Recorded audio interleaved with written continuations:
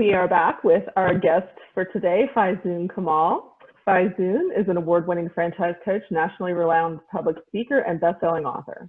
As CEO of Franchise Pros, she coaches people nationwide in marketing the transition from employee to entrepreneur.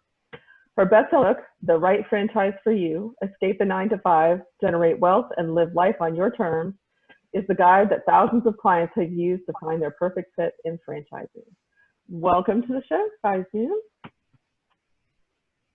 Thank you, Elizabeth. It's a delight to be here with you ladies. Hi, Rebecca. How are you? Oh, fabulous. We are so excited to have you. You have no idea. And am I.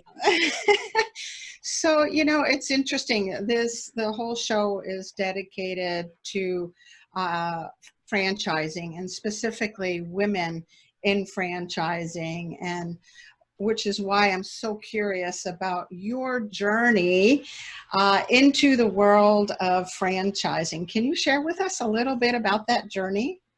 Absolutely. Absolutely. Delighted to be here. And thank you again so much. Like most of my career, my journey into franchising has not been a straight path. I suppose nothing in life that's worthwhile ever is a straight path.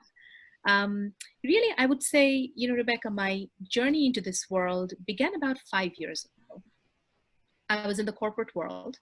I was a corporate executive, had the 80-hour work weeks. And, my life had gotten to a point where it was very high stakes, very high stress, always on that hamster wheel, always feeling like the day was never long enough to get things done. But more importantly for me, what I had realized for a long time was that the path that I had been on, the work that I was doing, as important and as meaningful as that work was to the constituents who we were doing it for, it was not my path. Oh. And I don't have a lot of eloquent words, but it wasn't my path. And I had looked for it for a long time.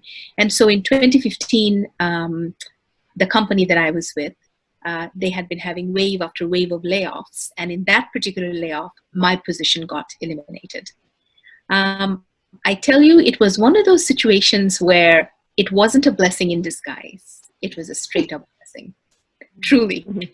And I remember the moment so viscerally.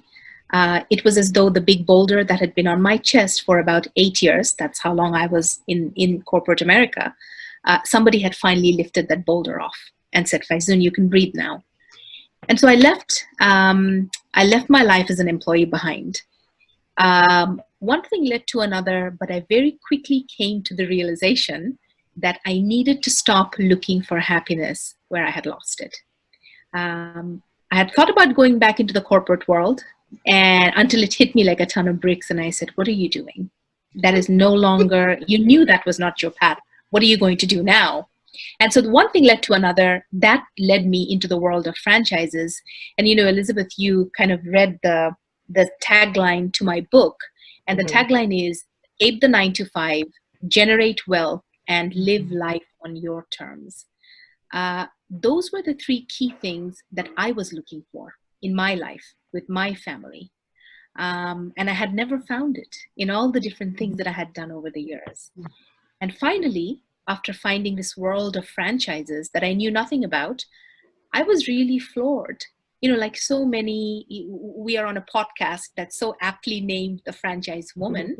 There are millions of highly qualified, educated, professional women who, my friends, I think are truly leading lives of quiet desperation. Mm-hmm. They're very qualified. They're so good at what they do. And yet their inner lives feel hollow. They feel empty because they are not doing work that is their calling. They're not on the path that they feel they need to be on. In a nutshell, that's really sort of my how many years journey, I don't even know, that brought me into this world condensed for you, and how I find myself where I am today. Wow. And that same journey you were on, where you finally could take that boulder off of your chest, is what a lot of your clients are also feeling.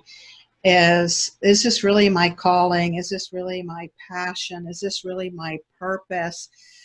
Is this really who I am, this corporate employee? And don't get me wrong, there are some people that really is the right place they're supposed to be.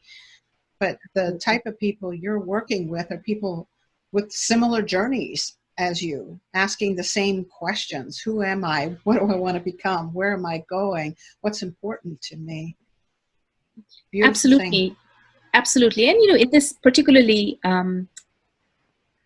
at a time where globally things have completely, the ground has shifted beneath our feet. We are living through the midst of an epidemic, of a pandemic, the likes that we haven't really seen in our lifetimes. I think particularly now, when there's so much, we all feel there's so much at stake. So many people have lost their jobs. So many people are living in fear that they're going to lose their jobs. I think for those, and again, we're talking to sort of an audience of women, but for those women who think they don't have an option, they've been an employee, to take the time now to say, should I be exploring different things? There's a lot out there. You know, one of the key things that clients love about this process is all of our lives as employees. Think of the last time you applied for a job. To a certain extent, you are trying to force fit yourself into the job description. Mm-hmm. Whatever the job description is, you might meet 8 out of the 10 things. The other 2, you convince yourself and you try to convince the employer you can do it. No, no, no. When you start to look at franchises, it is absolutely the other way around. You come to the table fully empowered, not in this sort of subservient, please give me a job kind of stance, but you come to the table fully empowered to say, hey, here's who I am. This is what I have done as a corporate executive. Can you share with me a little bit about what your business is about? There is no force fitting. Mm-hmm. The business has to fit you, the client. It's an amazing transformation that I see in my clients' eyes and I hear in their voices once that shift occurs. Absolutely. Well, and I think as you're going through that process, we had talked a little before the show about authenticity, and I have found that in my life and my past, anytime I stepped off and away from my own authenticity, what I wanted, what my goals were, what my dreams were, what I was good at, what my gifts were, things didn't go nearly so well. And when I scooted myself back where I knew I was supposed to be in my little zone, things went better. So how do you help people navigate from where they're not happy to where they're living their authentic life? Because I think sometimes it's hard. We lack self-awareness. We have fear. We have all of these things going through our heads. So to find what that path is and identify how to get there, how do you coach people through that? Absolutely. That's a fantastic question. Authenticity. So in the book that you mentioned, I go through the 6-step process that I take every client through. Mm-hmm. And if you think of the journey, ladies, as a 2-part, there's a very internally focusing part of the process. And then the second part of the process is more external. Most clients will come to me and they think, oh, you're immediately going to hand me a list of brands and I'm going to start calling them and finding out about them. That is going to happen down the road. That is not where we begin. Where we begin is to say, Elizabeth, who are you? Beyond your resume. Rebecca, who are you? Beyond your LinkedIn profile. Beyond all those things that we typically use in the professional world to introduce ourselves to each other. Hi, I'm Faizun. I'm a franchise consultant. What do you do? Mm-hmm. I'm not interested in that. I want to know who the real Rebecca is. What are her superpowers? Because I know you have them, because I do too, right? What are your blind spots? What are those things you would rather get your tooth pulled out without lidocaine than do those things? We all have them. I want to know what those things are. And it's this, I know you laugh. It's in being able to peel back the layers of the onion that every client is, that I get to the heart of who they truly are. What makes them tick? One of the things I like to ask my clients, and everyone laughs when I say this because they think I'm being very Pollyanna-ish. I'm not. I say, all right, guys, boys and girls, what's that one thing? Think about it. It could be something completely inconsequential, but it could be telling. What's that one thing or a couple of things, when you do them, you lose all track of time. You are in your Great zone, question. you are in your flow. You're like, oh my gosh, I don't need anybody to pay me. I just love what I'm doing. Is there something like that? Now, some clients might say, no, Faizun, I really don't. Okay, there's nothing bad in that. A second question I would ask would be, okay, if that's the case, let's talk a little bit about, what are some of your interests? Your friends and family, your best friend, your mom, your dad, your spouse, what would they say? Oh my gosh, Rebecca is a ninja at fill in the blank. Those people know you best. There might be a way in which that superpower is what a particular franchise of mine is looking for. I spend probably, this is quite different from a lot of other consultants in this industry, I spend quite a bit of time on the front end talking about things that I don't think client thinks I'm going to talk about. They think we'll immediately jump into brands. That comes down later. This is sort of the foundational work that we need to do, where once we get you aligned with who you truly are and what it is you want to do moving forward, then comes the second part of, all right, now that we have a sense of who you are, let's start to look at some businesses that require the kind of superpowers that you are going to be bringing to the table. I like this process of self-discovery, self-assessment, and I think your point is accurate. Most of us have spent our lives square peg, round hole, or vice versa, trimming off parts of ourselves so we can be what somebody else expects us to be, either in a job role or in a place in society. So it's not often we stop and ask those questions that you have just mentioned. Who am I? What are my superpowers? How would I like to show up in the world and express myself? How am I unique and different? Where are my blind spots and where am I weak?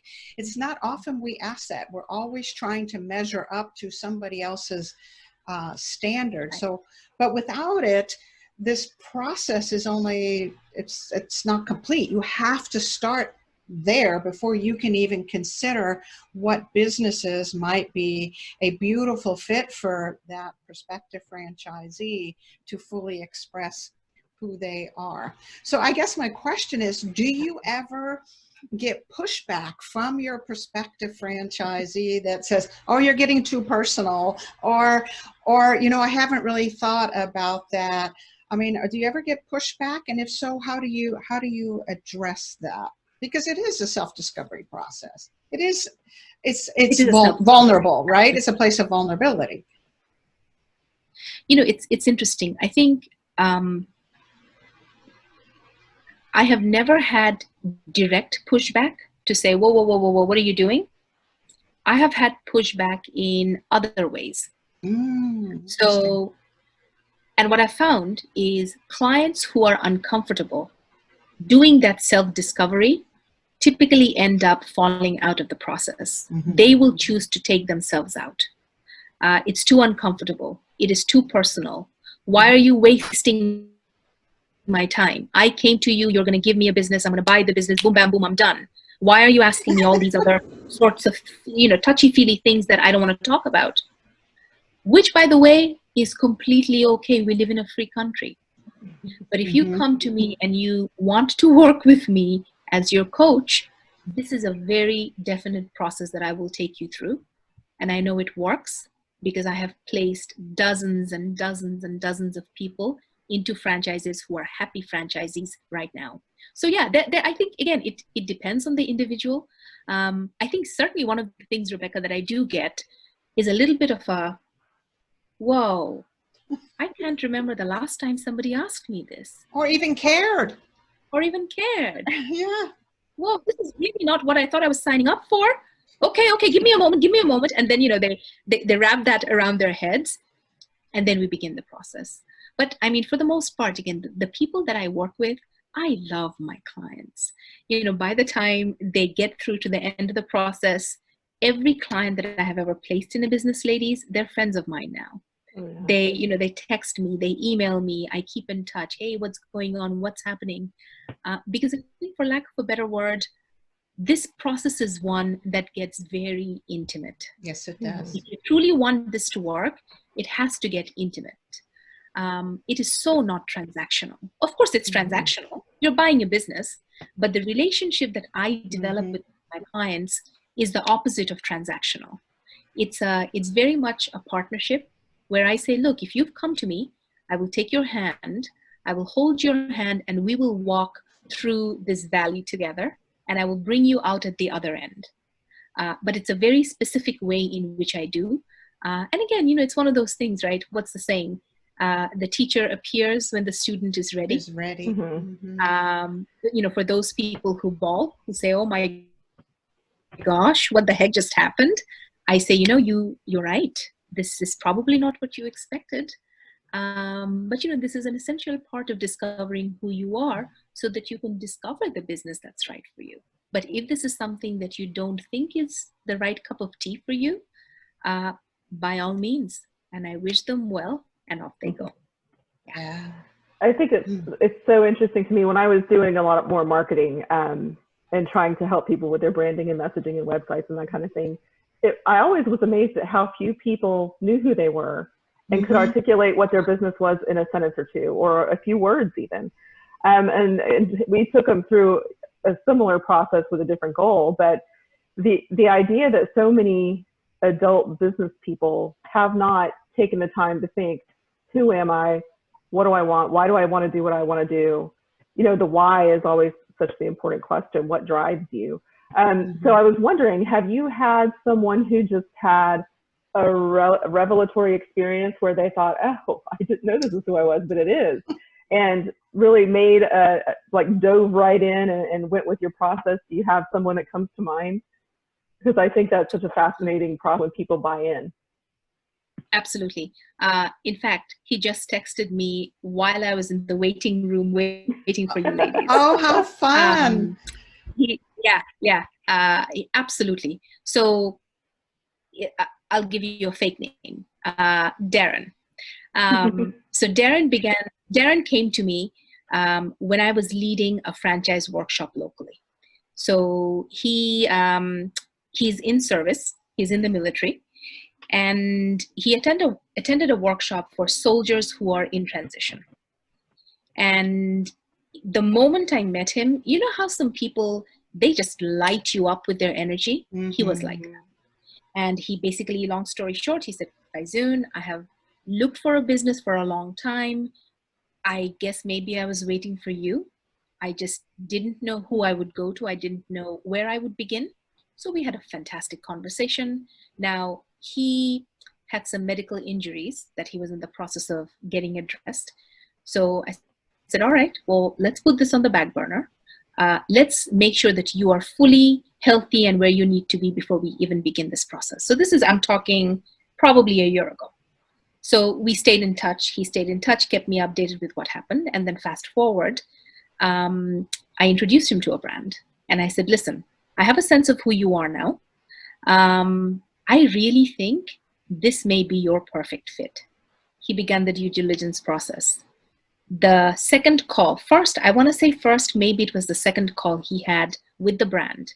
He calls me up immediately and he says, Faizun, I am done. This is it. Aww. And I started laughing. And I said, really? Aren't you being a little too premature? There are a couple of steps left. And he said, no. I'm saying I'll go through the process with you, but I'm just saying to you, they're the one for me. Now, it was a combination of things, ladies. And I think this is the alchemy that as a coach, I am able to see firsthand. And it is the most delightful thing when it happens. It was really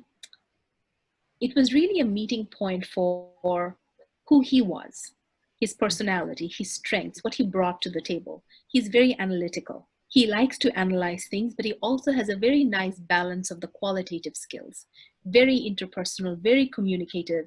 It was just a really fantastic fit. The brand itself, He, like every other client that I have, they want to know if the numbers make sense. Will I make money? I'm starting a business. Will I make money? And my answer is, I don't know. I think you will if you apply yourself, but that's a conversation for you to have with the brand. And so he went through the due diligence process, and it's interesting. He did all of this while we were in the throes of the pandemic. At one part of the process, he got a scare. He has a baby that just turned 1 year old. The baby wasn't feeling well. He called me at the end of a long day and said, Faizun, I spent the entire day driving around from hospital to hospital with my wife and my child, trying to see if they would give us COVID tests, because I think my baby might have COVID. I'm not sure. Long story short, the baby was fine. They were fine. It was a really ugly bout of the flu that they all ended up having. But the tenacity, the perseverance with which he stuck to the process and did what he needed to do, that was very telling of what he would become as a franchisee. Ladies, one of the things I always say, the way you do anything is the way you do everything. If you are lackadaisical, you don't meet deadlines, you don't follow process, you have a call with someone, you show up 10 minutes later, that's who you are. That's, that extends into the rest of your life. So it was, he was just a delight to work with, absolute delight to work with. So yeah, when the fit happens, that's where the magic begins, and you can see it. It completely transforms the process. I really believe, and I've seen this, in my 27 years working with franchise brokers like yourself, it's almost a visceral feeling that the client has when they get that fit, right? And it is it's like all the light bulbs go on. They can sense this is the right business for me, but it's your job then, prior to that, to weed through all the ones that are not, so you can narrow it down to a few that are very likely. But that requires you, as you pointed out, to truly know who they are, which means they have to go through your process and be transparent themselves and authentic themselves and be willing to reveal who they are for you to do your best job, so they can get that light up or that visceral feeling, or that just, this is it, Faizun, this is the right business for me. What a fulfilling job business you now have. Wow. Look, the work I do, I say it very plainly, it's my calling. There's nothing else that I want to do.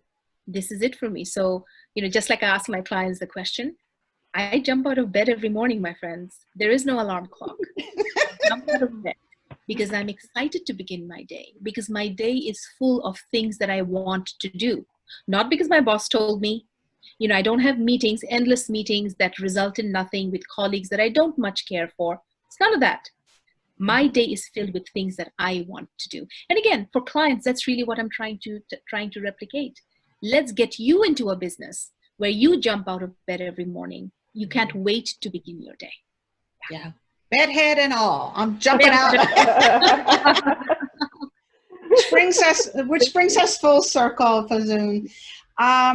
People that are listening to this are probably asking, how do I get hold of this girl? I want to talk to this passionate woman. I want to talk about the opportunity of owning my own business. What's the best way of getting hold of you? Absolutely. The best way, I would say, shoot me an email, faizun@thefranchiseconsultingcompany.com. If that's too much of a mouthful, look me up on LinkedIn. Now, I have been told you guys have to, well, we are all connected on LinkedIn, so maybe you guys are not the good people to ask. But if you and I are not connected, I have been told that apparently there's only one Faizun Kamal that looks like this. So I'm not that difficult to find. So connect on LinkedIn. That is the best way. I live on LinkedIn. I have conversations all day with folks on there. I would say that would be the best way. And we will make sure that information is on our website as well, so people can go take a look if they can't remember all of that. Faizun, we want to thank you so much for being here. You've been a delight. Lots of great information. I love these conversations with other women who are just killing it in the franchising industry. Absolutely. It's such a delight, ladies. They're on purpose and living with passion. I love it. There you go. We will talk to you again soon. Wonderful. Take care. Thank you. Bye now. Bye-bye. All right, we're going to take a quick commercial break, and when we come back, it will be Women in the Know.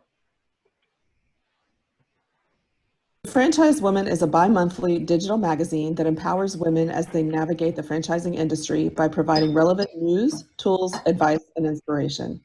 We are a resource for women who are seeking to own their own businesses, improve their existing businesses, find creative solutions, and take advantage of franchise opportunities. We feature women in the business who best exemplify our ideals and have something to teach our readers. In addition to our exclusive articles relating to the female entrepreneur, we also feature brands that are geared for women. Women have become the fastest growing sector in business ownership and have become a powerful, influenceable force fueling the economy. The Franchise Woman will give you the news that is relevant to you to help you navigate the path of successful franchise ownership. By women, for women, and about women. We are the Franchise Woman. Join us today at www.thefranchisewoman.com. Welcome back. This is Women in the Know. Rebecca and I talk each week about a topic that is prevalent in the franchise industry, in the news. We can talk about anything from politics and policy to relationships and marketing, from franchise growth to difficulties between franchisees and franchisors. Today's topic is leadership. We're going to talk about how now, during a crisis, the pandemic, it's a great time to see the leadership style and skills of franchise systems, especially those in the higher ups. The character of a leader, good or bad, is amplified a lot during a crisis. And so we think it's a great time to start looking at franchise opportunities, because you're really going to see who's stepping up and taking care of their systems and their franchisees and who's not. So Rebecca, what have you been seeing in that context?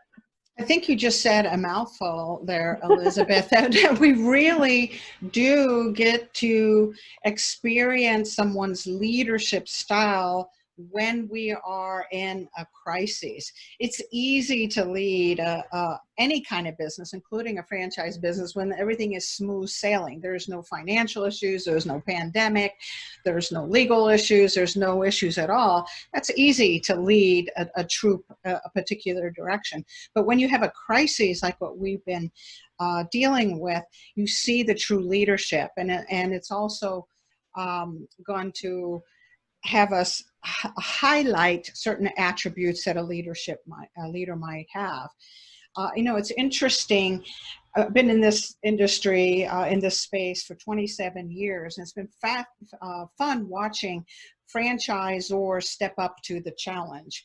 And I think one of the biggest leadership skills is the skill of being decisive, even with not having a whole lot of data. It's a pandemic. We don't know a whole lot about it. We don't know how long it's going to last. But a true leader can take whatever data he or she has and still make decisions to move an organization forward. If we have someone who has trouble making a decision, that would be a leader that I would have a hard time following. That would be, as a prospective franchisee, someone I would have some concern with. If it's a franchisor who's made no decisions, but instead took a wait and see approach through this pandemic, it would have the red lights go off for me as a prospective franchisee. Is what's going to happen in the next crisis or the next situation? Is this person that's leading this organization going to be able to step up to the plate and make a solid decision?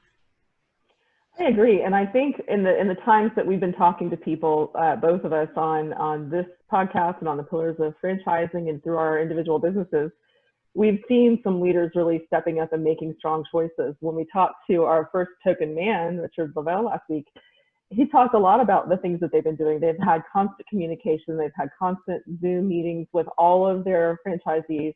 They've come up with new product lines that can be picked up at the curb, that can be sold online. They've done so much of the work to make sure their franchisees are supported. And those revenue streams will, I'm sure, continue when things do finally get back to normal. So I think that the timing of it seems crazy to look for something to do, but you may be jobless, you may an opportunity, and you really are going to see who's a shining star in the industry during a time like this. And it's going to, I think, benefit the franchise systems in the long run, because they're going to get the good people who really want to be part of something where they feel supported and they're not an island trying to figure out what to do all by themselves. I totally agree.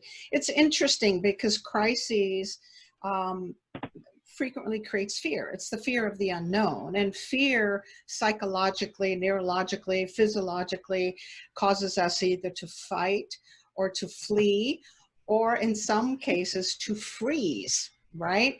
And so leaders in those situations have to be able to control their emotions and to control this fear and the natural instinct to either run or to fight or to freeze. You know, it's an instinct that's within us. So a leader is able to get beyond that. They're able to kind of put their emotions on hold and step back and look at what's going on.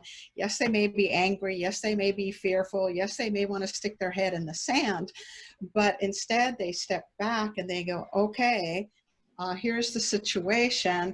I'm a leader. It's my job to move this business forward. And like you pointed out, Painting with the Twist is an excellent example where the leadership stepped up, made some hard decisions, got innovative, didn't stick their head in the sand, didn't get afraid.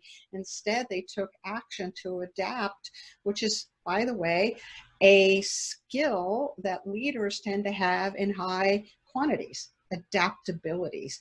Good leaders are adaptable. They know how to look at a situation and make informed decisions and adapt instead of freezing or going, no, this is the way we're going to do it. Well, it's so true. And I think all of those qualities lend toward decision making as well, because when you take the emotion out of it, when you know that you have to step up and be a leader, during this time, decisions have had to be made very quickly.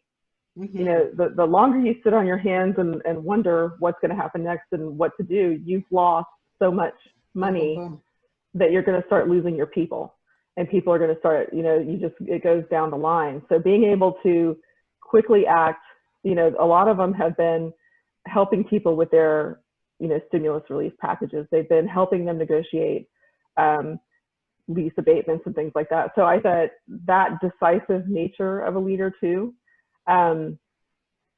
saves time, it saves money, and it saves people's emotional states. Don't you think? And their businesses. Ultimately, it saves their businesses. Yeah. But I want to highlight what you just said, because I completely agree. Speed to decision is imperative, right? Mm-hmm. It is a leadership marker that we measure in Zorkel profiles. In that, if you are someone who is slow to decision and you got to have every single piece of data and you got to look at it, you know, 14,000 different ways, the moment is now gone. This is a great time to step it up. So speed to decision, not just decisiveness, but speed to decision is so important, and the ability to suspend our emotions, at least temporarily, so we can make smart decisions. Those are all important attributes as a leader. Absolutely. I think we are ready for our next segment. Yay! Okay. Yay.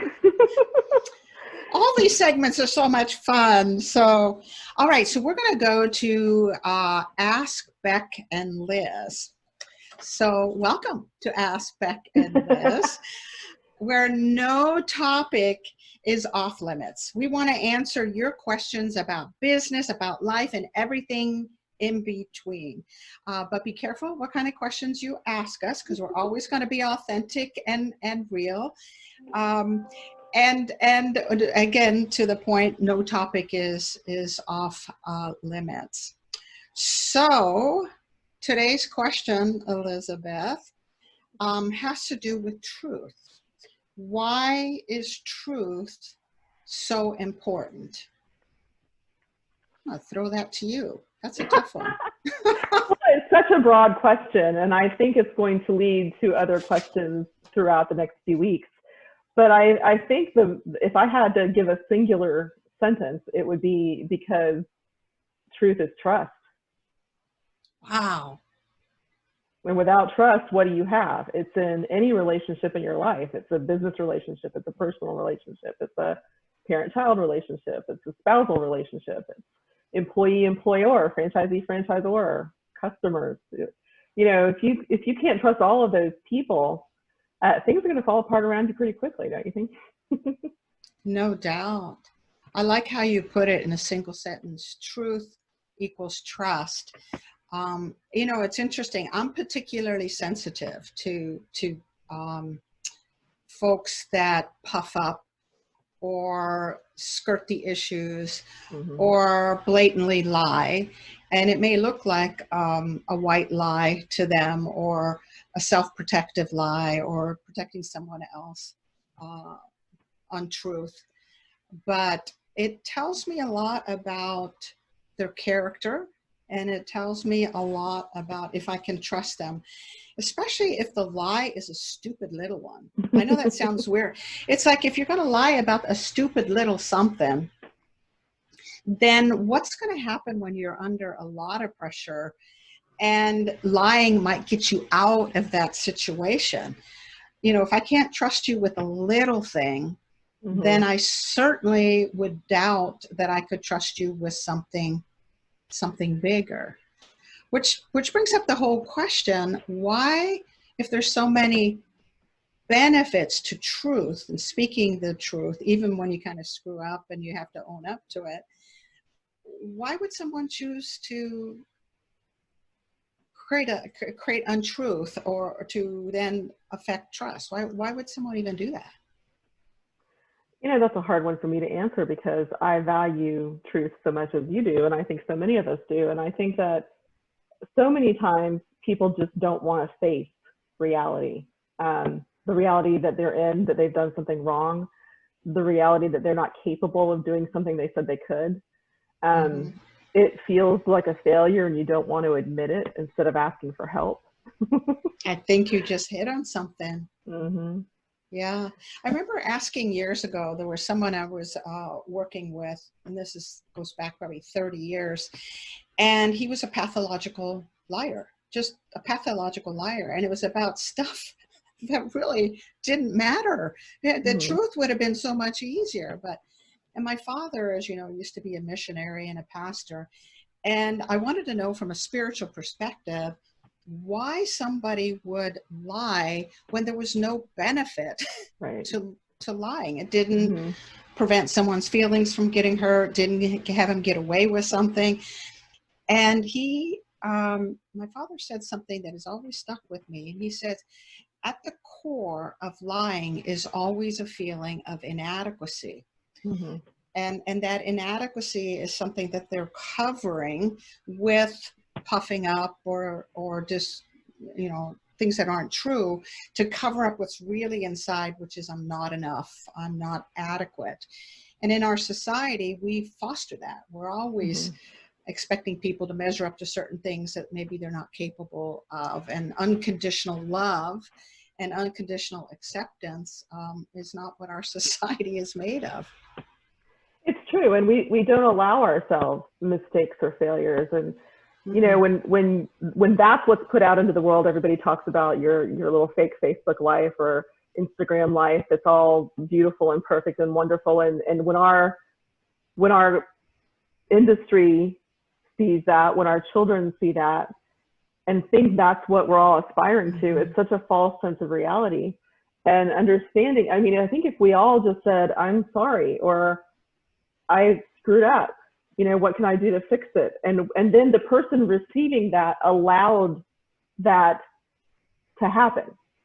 And says, instead of berating someone or judging someone or making them feel bad, saying, you're right, you did screw up, but here are things we can do to fix it, and we're going to work together to do that. I mean, to me, that would be such a better dynamic. Yeah, I totally agree. So it's a two-way thing. Society has created this situation where we're expected to be this, and social media has even made it worse. And so then it's hard for us to say authentically, this is really who I am. I'm in pain. I screw up. I made a mistake.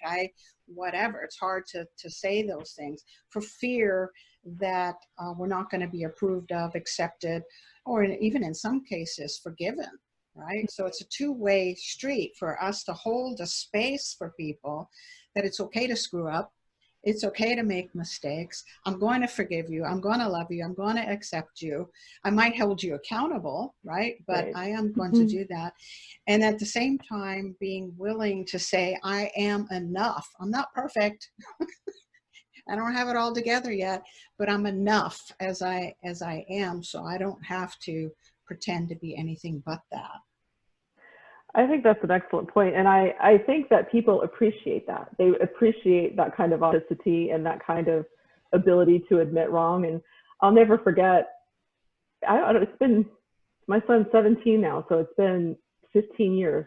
He had a seizure disorder when he was little. And I remember going to the doctor's office, and it was a group, and there was one that was just the most arrogant thing, and he kept saying things that were wrong, and I would correct him, and he'd be mad.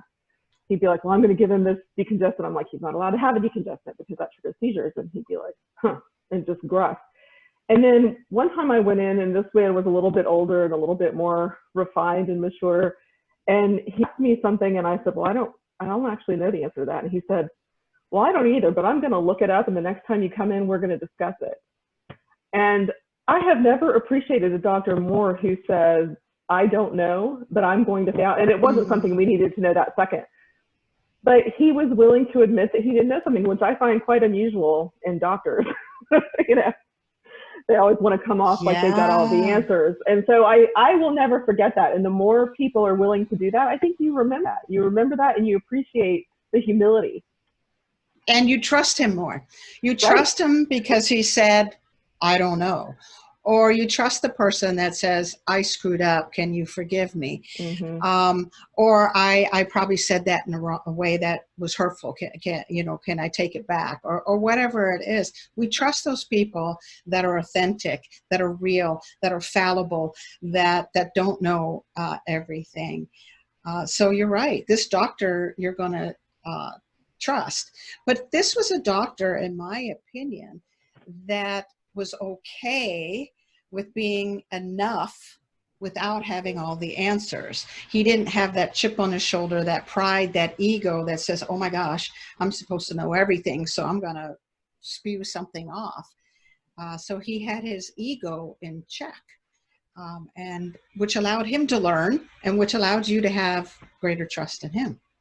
It does. And you know, when you say that about the inadequacy that people feel when they are like that, every person that I struggle with in my life, I think, has that problem of feeling inadequacy, and they're compensating for it by beating other people down and don't have the self-awareness. So how do you think you resolve that when someone is of that nature? How do you resolve the fact that they don't know that that's why they're doing it, but that is in fact why they're doing it? Do you have any insight into that? Because I would love to know. Yeah, well, and that goes back a little bit to society is not okay with people not being perfect or of a certain status. So some of it is bringing back old-fashioned unconditional love and acceptance, right?